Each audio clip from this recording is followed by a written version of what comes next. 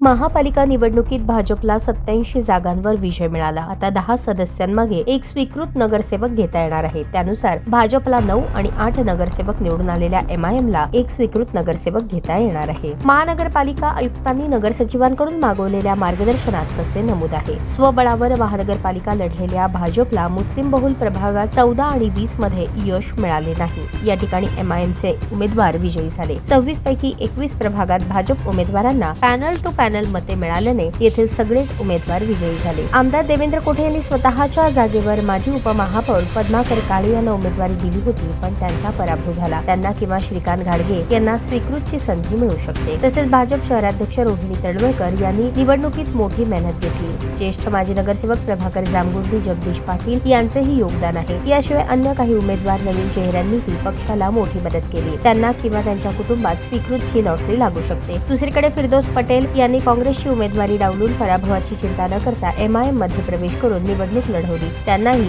MIM कडून स्वीकृतची संधी मिळू शकते. गाझी जहागीरदार देखील स्वीकृतचे प्रबळ दावेदार मानले जातात. स्वीकृतसाठी इच्छुकांचे स्थानिक आमदारांच्या घरी संपर्क कार्यालयात हेलपाटे वाढले आहेत.